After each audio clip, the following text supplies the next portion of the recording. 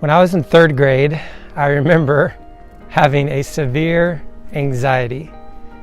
Every night before bed, I would tell my parents 3 things. Leave the light on, make sure the doors are locked, and could you leave the TV on in the living room so I can hear it while I fall asleep? Now it sounds like 3 crazy requests before bed, but as a third grader, those were things that helped me overcome the way that I was feeling at night. If I had the light on, I could kind of see what was going on around me. I had the confidence that the doors were locked, that no one would break in. And then the TV on in the living room made me feel like my parents were still up and they were looking out for me. Now, obviously, that was an anxiety that was not healthy for me as a third grader, but I specifically remember the fear that it brought in my life. Hey students, this is Pastor Joel. I just wanted to take a second to encourage you today as you begin this week of kind of a new normal. And we've been talking about anxiety and fear for the past week. So I thought I would finish it off with just sharing some things that God has taught me. Because as a teenager, you are under pressure. There's really a lot of anxiety and fear that happens in your life naturally when it comes to school and sports and extracurricular activities and the pressure to perform. But then just in this past week, we've kind of seen a lot of that be put on pause, and there's a whole new unknown, something that can create a lot of fear and anxiety of a global health pandemic, something that we've never experienced. How do we handle that? How do we deal with those anxious emotions that we feel? Because there's something interesting about stress and anxiety. Stress is something that is very specific, and once that situation is over, the stress tends to go away. But anxiety is not specific.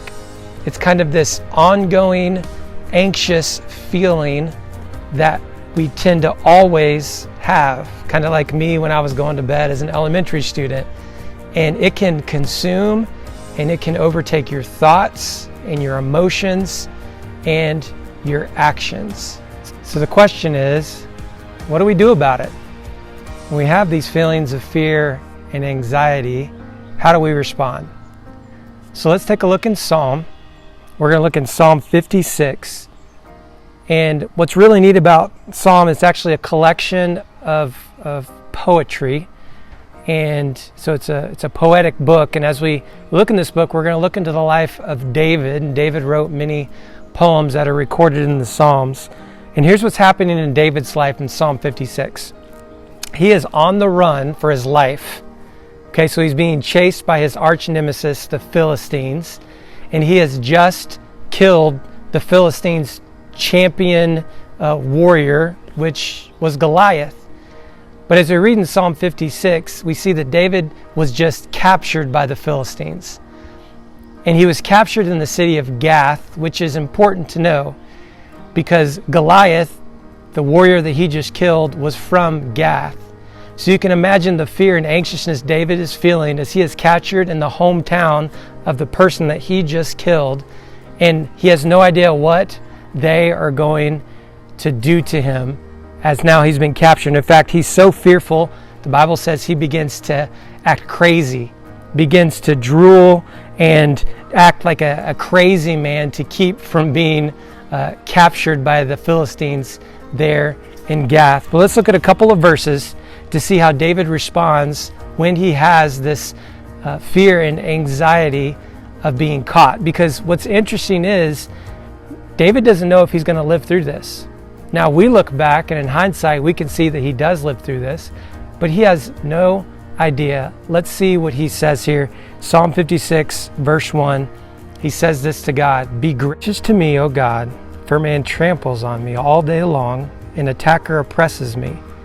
My enemies trample on me all day long."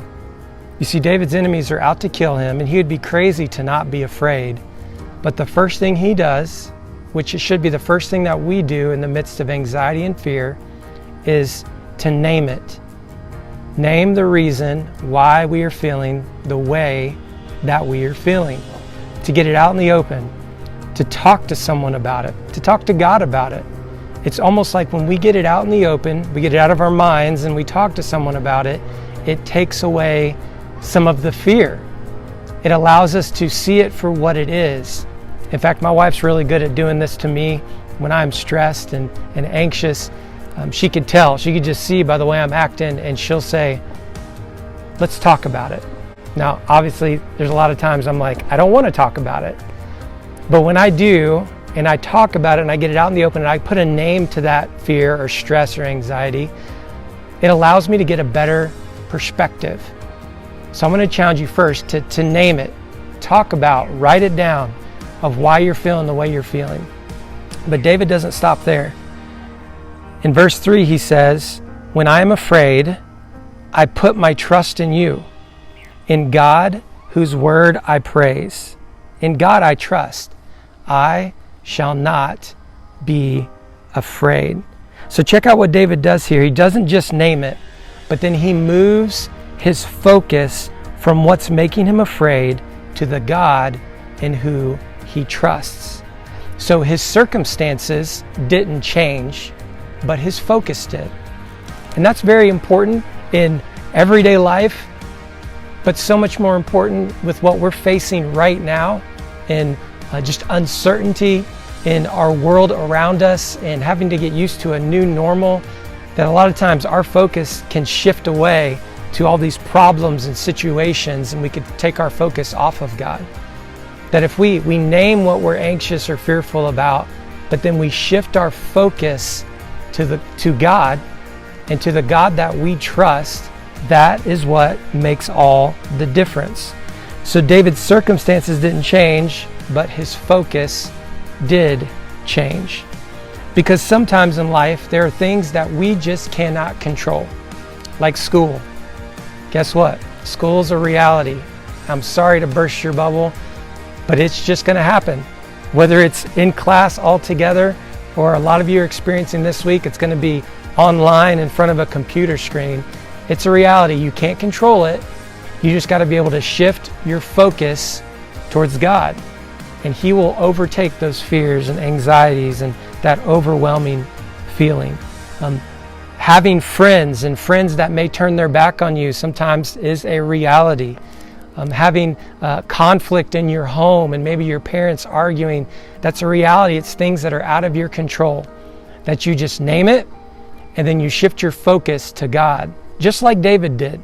That's how we can deal with these fears. In fact, Philippians 4 says this: be careful for nothing, but in everything, by prayer and supplication with thanksgiving, let your requests be made known unto God. And the peace of God, which passeth all understanding, shall keep your hearts and your minds through Christ Jesus. So when we're stressed, when we're anxious, things that are out of our control, what can we do? We need to name it and then shift our focus. In fact, you could actually do it this way. I want to encourage you first to name the thing, name the what that is causing you the fear and anxiety. Okay, so name whatever it is. Then name the why. Why is it giving you fear and anxiety and stress?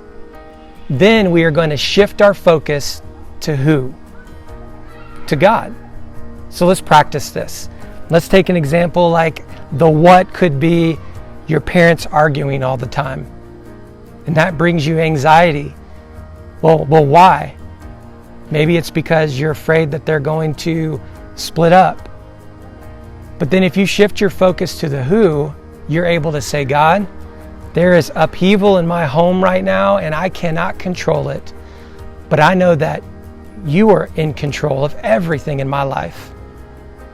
And even though my home life may be changing, I know your word says that you are the same yesterday, today, and forever, and you will never change. Or maybe it's a relationship that And the what is you're afraid of a relationship ending, someone that you feel like you are going to be with the rest of your life, and you're in a dating relationship right now. And the reason you're anxious is the why of you don't want them to break up with you, and your life is going to fall apart. But then if I shift my focus to the who, to God, then I know that He works all things for good. Romans 8:28. Regardless of how I think things should work, that there are situations that happen that I don't understand, that He works for good, and that helps remove that anxiety and that fear. And in fact, in the current situation that we are in right now, we know that the what is this virus, and the why is getting sick, and people that we care deeply about, and how it will affect them, and that we hope that it doesn't turn into something that may take their life. That all of us could benefit from changing our focus to who, and that's God. That we believe that He is a good God, and we believe Jeremiah 29:11 says He has a perfect plan for us, and that He is going to work things out for good. And that when we continue to shift our focus daily to that, it takes away that fear, it removes that anxiety. So our hope and our prayer as students is that we all can respond in the way that David responded when we face anxiety and stress and we feel like we're under pressure. Those things are going to happen in life. But if we could respond like David, Psalm 56:3-4, when I'm afraid, I put my trust in you. In God, whose word I praise, in God I trust, I shall not be afraid. So I hope that's an encouragement to you, something that you can put into practice today, and that you can see victory in the area of anxiety and fear, and that God can do a great work in your life. Hey, I do want to let you know about some things coming up right here on our YouTube channel this Wednesday night at 6:30. We're going to premiere Vive online. So I encourage you to check that out. Click the bell icon below so you can be notified, and stay in contact with us right here on YouTube so you can see everything going on with Trinity students. God bless you guys.